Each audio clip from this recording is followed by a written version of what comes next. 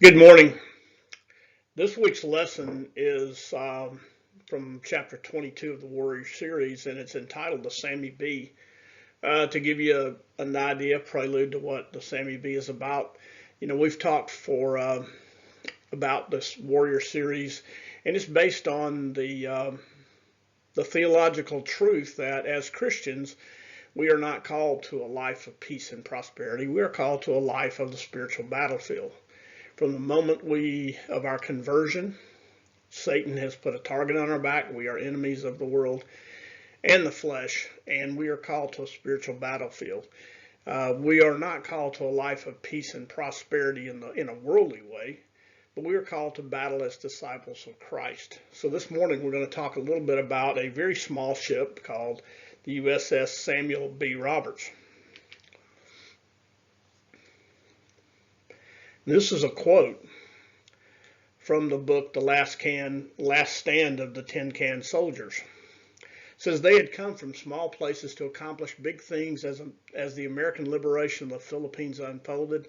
The greenhorn enlistees who made up the majority of the Samuel B. Roberts 224-man complement could scarcely have guessed of the scope of the drama to come.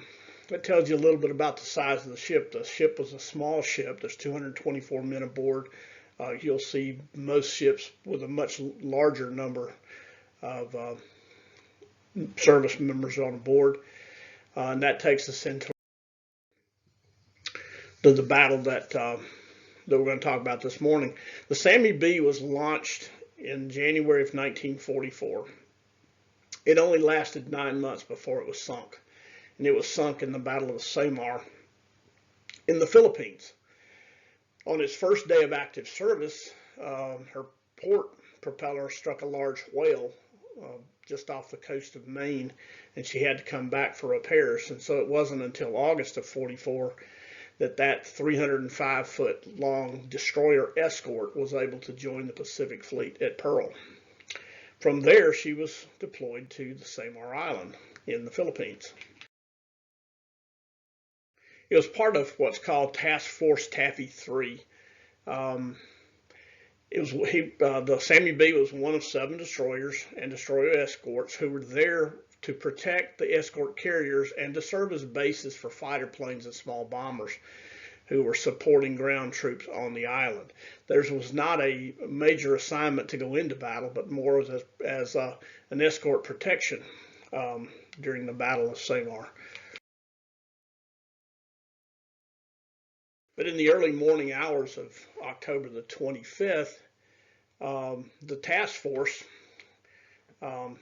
saw 23 Japanese vessels that appeared out of nowhere on the horizon and caught everyone by surprise. And that task force from the Japanese included the battleship Congo, which is 704 feet long, had a 36,000 tons of displacement. The Shikuma was a heavy cruiser at 662 feet, and by comparison, you look at the Sammy B and it's only 305 feet long. So these ships were more than twice the size of the Sammy B. You can imagine the thoughts that the commander had when he saw this sight coming over. The Chokai was a heavy cruiser. It was armed with 10 20-centimeter guns, 4 12-centimeter guns, 8 tubes for Type 93 torpedo, and assorted anti-aircraft guns. It was well armed. Its displacement was 15,781 tons, and its top speed was 35 knots, and the personnel on board was 773. Again, this is more than twice the size of the Sammy B and considerably faster than the Sammy B.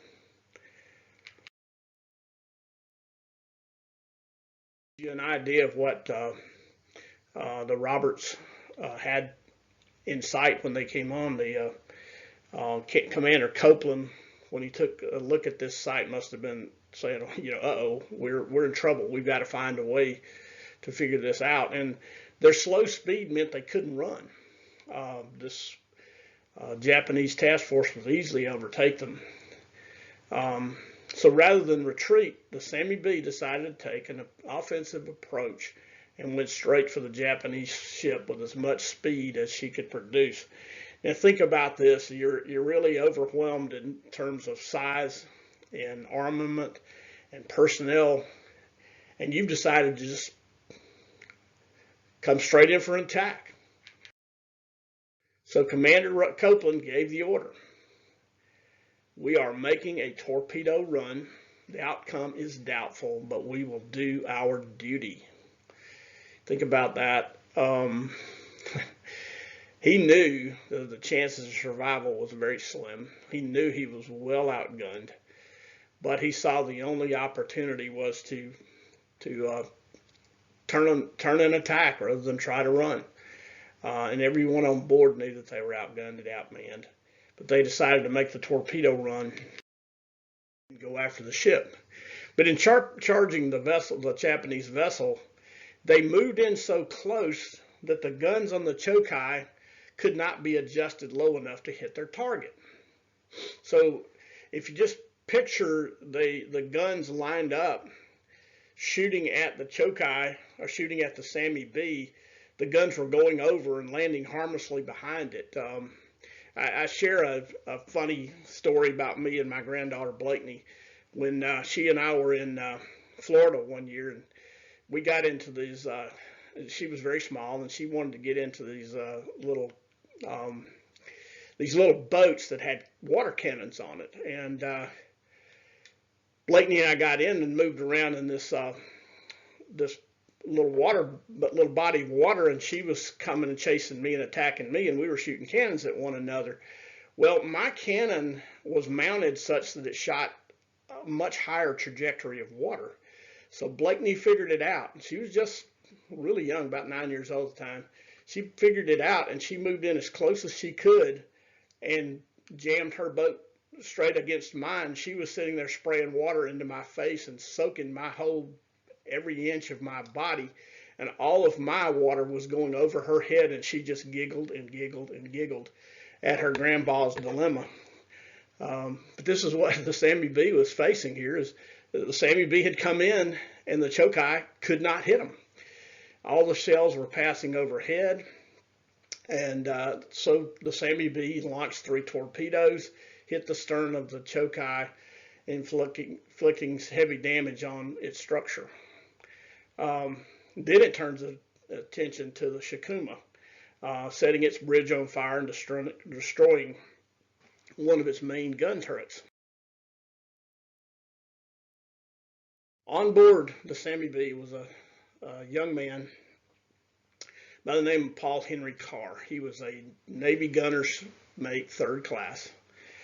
And to bring him up because it's easy to get caught up in the details of the battle and forget the individuals that were involved.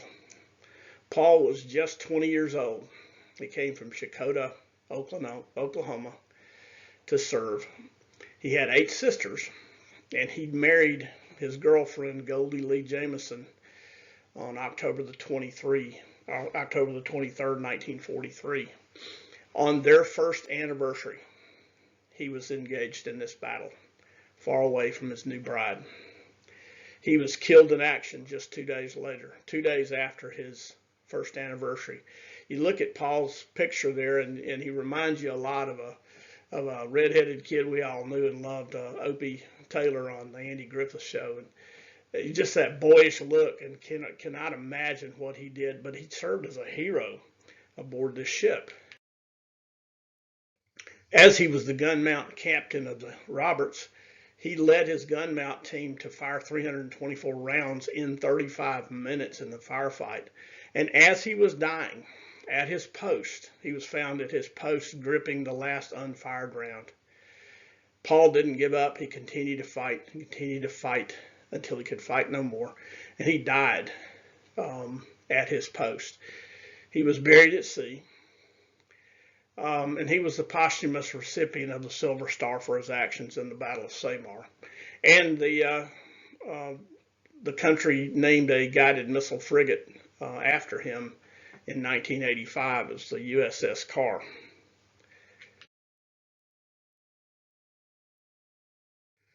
Eventually, though, in the battle, again, they were not only outgunned, they were also outnumbered. They took major hits from the battleship Congo, and in 2 hours of the battle, um, Copeland had to give the order to abandon ship, and the USS Sammy B Roberts went down. On that same day, though, the Chokai, the heavy cruiser, also sank. There were 120 survivors from the Sammy B, and they survived for more than 50 hours. Think about that now. That's a little over 2 days, clinging to 3 life rafts in the open sea.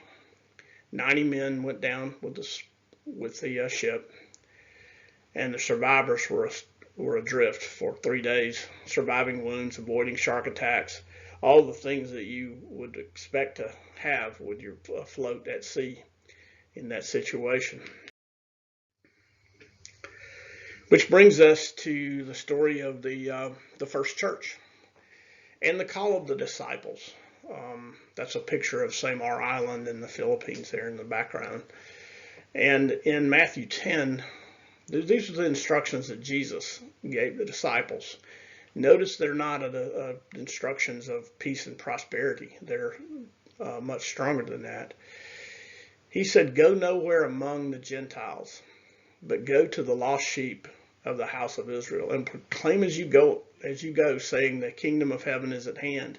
Heal the sick, raise the dead, cleanse the lepers, cast out demons. You receive without pay and give without pay. Acquire no gold or silver or copper for your belts, no bag for your journey." He goes on and says, "As for those who would not listen to you, wipe the dust off of their feet." He's talking about engaging the world. And he said in Matthew 10:16, he said, "Behold, I am sending you out as a sheep among the wolves." Not much of a picture of peace and prosperity, is it? "They will flog you in the synagogues." That's from Matthew 10:17. "You will be hated by all men for my sake." Matthew 10:22. "When they persecute in one town, flee to the next." Matthew 10:23. You see that quote there back from Copeland. It says, "We're making a torpedo run. The outcome is doubtful. We will do our duty." This is what the outcome was not doubtful in the first century. Obviously, Christ had won the battle. But he said, "I am sending you out to do a battle here. I'm sending you out as a sheep among the wolves." They're going to flog you. They're going to hate you. And they're going to persecute you. But you're called to action. That's our call as disciples from the moment of our conversion. The world and Satan hate us, and they're going to seek to uproot us and to be able to put us out of commission. And the flesh is going to be complicit throughout this time. The old man does not want the Holy Spirit to take control. And here's where he makes the comparison in Matthew 10:25. "If they call the master of the house Beelzebub, how much more will they malign his household?" We should not expect the world to accept us any more than the world accepted Christ. They called Jesus the son of Beelzebub, the son of Satan. Should we expect anything different? You know, the things we're experiencing in this world today, notwithstanding this virus that is plaguing us right now, we still have a situation where the world is very much anti-Christian. The world is very much trying to push Christians to the side and marginalize us for our faith. And in some places, some corners of the world, we're being persecuted, and we will continue to be persecuted. So this is what Jesus said. They maligned. They called me Beelzebub. They're going to call my followers the sons of Satan, and they're going to persecute us. And then he says in Matthew 10:34, "Do not think that I have come to bring peace on earth. I have not come to bring peace, but a sword." We have this concept many churches preach this and talk about it quite a bit, that Jesus came to bring peace on earth. The peace that Jesus brought to us is peace with God, a peace in our relationship with God, and bringing together of what God has called us to be. It's not the peace that we would expect as men, that everything's going to be lovely. There's not going to be any conflict, and the people that believe in jihad and the people who believe in war are all just going to all of a sudden fold over and become peace. No, it's not that kind of peace. The kind of peace is with God, but He's given us a sword. And with that sword, it is the sword of the Spirit. We are going to bring many through the teaching of the gospel and through our acts as Christians. But we are in a spiritual battle. And then in Matthew 10:34, he says, whoever does not take up his cross and follow me is not worthy of me. Think about that for a moment. To be worthy of Christ, we have to be willing to take up the cross, and the cross was nothing pleasant. The cross was not a daiquiri on the beach. The cross involved a great spiritual battle. He said, whoever finds his life will lose it. Whoever loses his life will find it. We're destined for eternal life. We're destined for a better life. We are destined for what Christ has offered to us. It is not the kind of life that we think we want here on this planet. So Chip Ingram, when he's speaking of spiritual warfare, he says, you better get your chin strap and you better buckle it, because this new life you're living is in a very difficult spiritual environment you're involved in. You can be aware of it or you cannot be aware of it, but you're in an invisible war. So it doesn't matter if you acknowledge the fact that you're in spiritual war. Some of us don't realize we're in a battle, and we're surprised by it. Some of us are aware of the battle, and we're using the methods and the weapons that Christ has given us to fight those battles. But we have to be willing to fight it because it's there. And it's an invisible war. It's the war that is brought on by the world, the flesh, and Satan himself. Go back to this picture of Paul Henry Carr. I just can't get over the youth. He's 20 years old. In Luke 5, Peter, James, and John had been fishing all night with no success. And Jesus said to Simon, put out into the deep and put down your nets. And so you can imagine Simon Peter's response when he says, hey Jesus, we're fishermen. We know what we're doing. And there's nothing you can tell us that we haven't tried, but okay, I'll do it anyway. So he obeyed, but he just didn't have any confidence in what Jesus was telling him. And then when they brought in all the fish, Jesus said, do not be afraid. From now on, you will be catching men. And what did Simon and Peter, James, and John do? They dropped their nets. They followed Jesus. Jesus had a more important assignment for these men, just like he has an important assignment for all of us. In Luke 12, Jesus said, stay dressed for action. Keep your lamps burning and be like men who are waiting for their master to come home from the wedding feast, so that they may open the door to him at once when he comes and knocks. Blessed are the servants whom the master finds awake when he comes. You must also be ready, for the Son of Man is coming at an hour you do not expect. Jesus will return. He's told us that. We don't know how or when, but we do know for sure that he will return. And what he's calling us to do is not look for the dates, look for the signs. He's telling us that I have a mission for you to accomplish. It's okay to study eschatology and compare all the different theories about the end times. But what he's called us to do is stay dressed for action. Be like men who are waiting for the master to return. So what is that kind of man? We need to be busy doing what he's called us to do. Busy taking his gospel to a dying world. Busy doing everything that he has called us as Christians to do. because the Son of Man is coming at an hour we do not expect.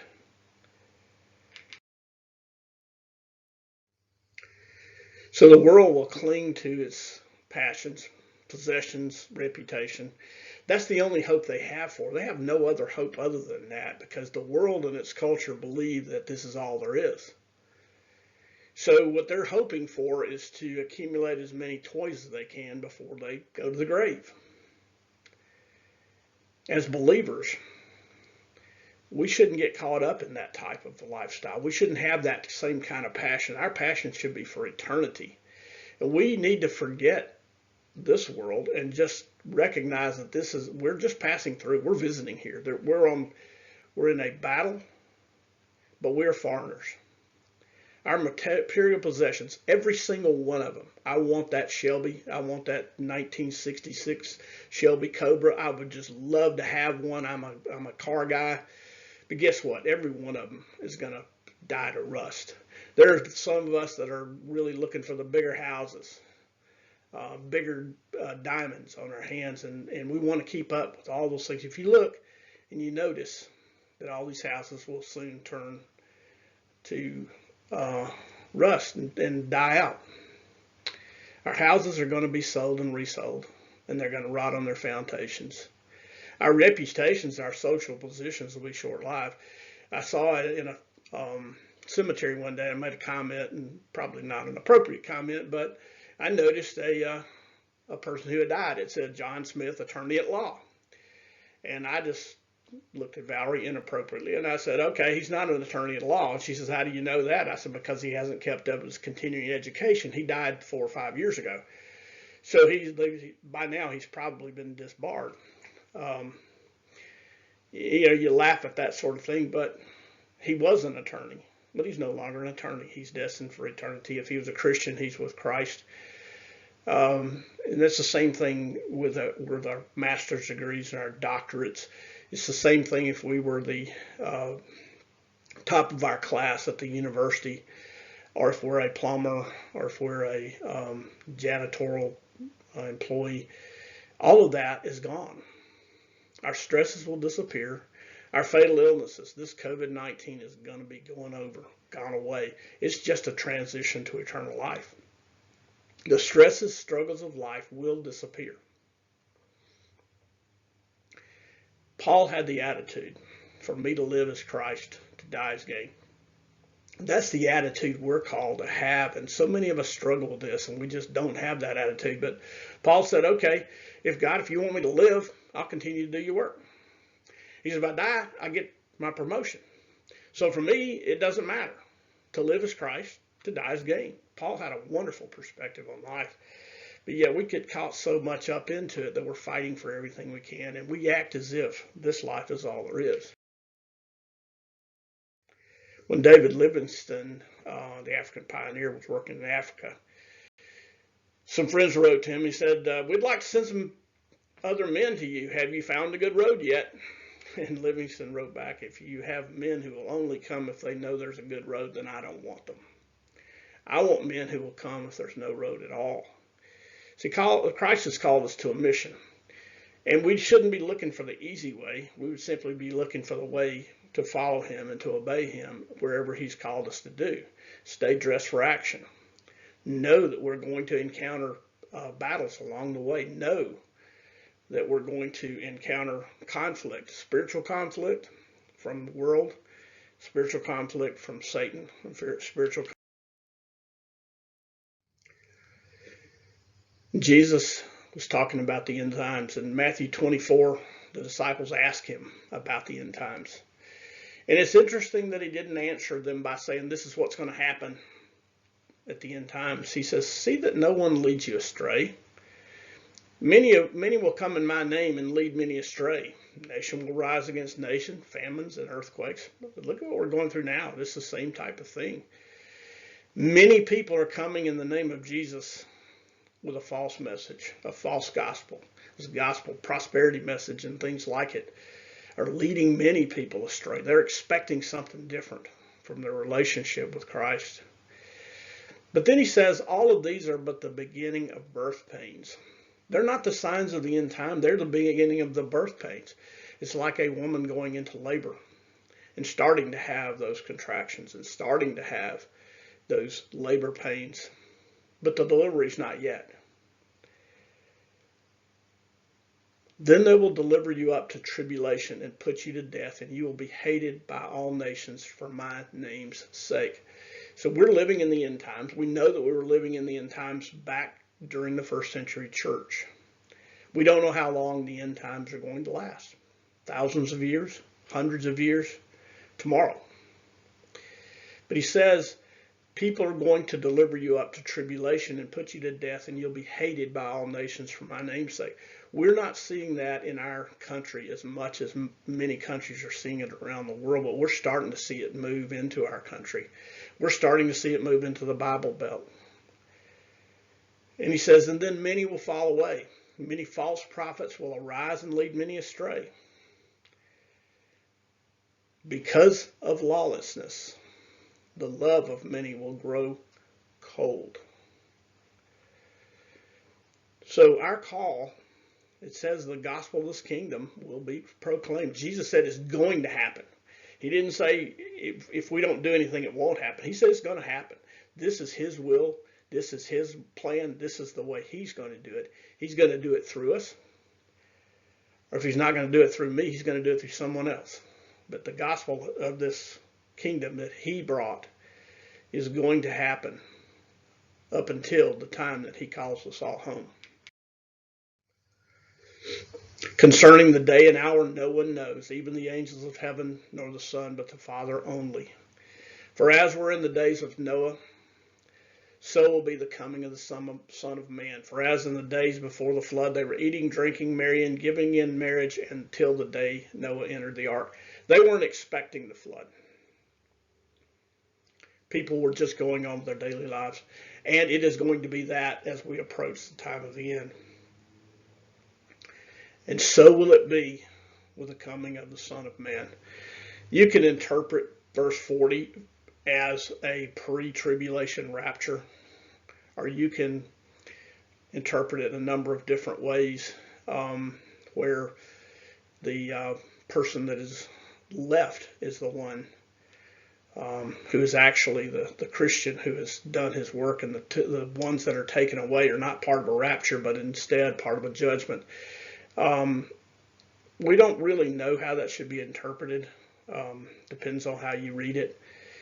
But the answer is that, go back to verse 36 and 37, where he says, in those days, we were going on with our regular life, and we weren't ready for it when it happened. He's telling us to go on about our business in serving the gospel and allow the others to continue to do what they're doing while we continue to win others for Christ. Therefore, stay awake, for you do not know what day your Lord is coming. But know this, if the master of the house had known what part of the night the thief was coming, he would have stayed awake and would not have let the house be broken into. Therefore, you must be ready, for the Son of Man is coming at an hour you do not expect. I love talking about the end times. My grandmother, who was very instrumental in bringing me to Christ, talked about the end times all the time. And I heard and studied the book of Revelation, the book of 1st and 2nd Thessalonians, and the book of Daniel from the time that I was a very small child. And I'm fascinated by it. I love to read about it. But I've also realized that Christ has given us a mission. And this mission is given to us in Matthew 28. He said, all authority is in heaven and earth has been given to me. Go therefore and make disciples of all nations, baptizing them in the name of the Father and the Son and the Holy Spirit, teaching them to observe all that I have commanded you. And behold, I will be with you always, even to the end of the age. That's what we're called to do.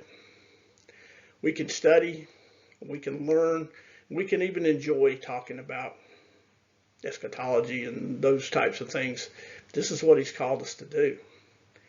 It's not going to matter which theory we went with, because Jesus is going to return in his way and in his time.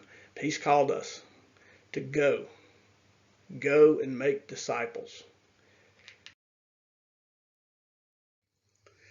And in John 16, he says, behold, the hour is coming, indeed has come, when you will be scattered, each to his own home, and leave me alone, yet I am not alone, for the Father is with me. I have said these things to you, so that in me you may have peace. In the world you will have tribulation, but I have overcome the world. Take heart. In this world we will have tribulation. Behold, I have overcome the world. That's the principal message here. Yes, there's spiritual warfare. Yes, we're going to have adversity and trials, but Jesus has already overcome the world. It must have been pretty intimidating when Commander Copeland saw the Shokai bearing down on a ship, and it must have been also intimidating for this 20-year-old freckle-faced gunner's mate as he manned his post under enemy fire. But in the end, the Shokai went down, as did the Shikuma. In the end, the Sammy B did their duty and stayed at their post and inflicted heavy damage. You know, we're not called to defeat Satan. Christ has already done that. We are called, though, to stand against the wiles of Satan and to stand against the world. And we're going to do great damage as long as we follow the mission of Christ. We're going to have successes, and we're going to feel the pain, just as Paul Carr did.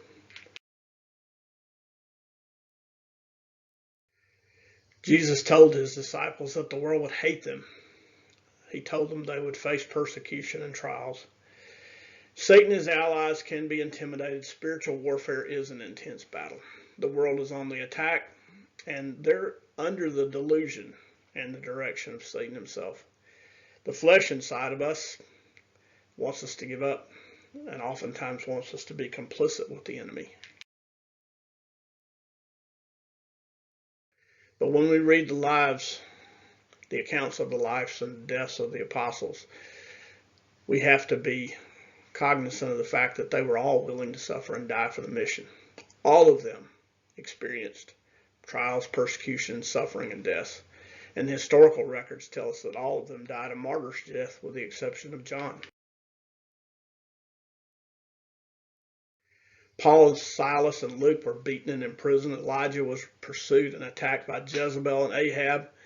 Jeremiah was persecuted by the false priest of his day. John the Baptist was imprisoned and then eventually beheaded by Herod. All of the people who are the heroes of our faith experienced some form of trial, some form of persecution.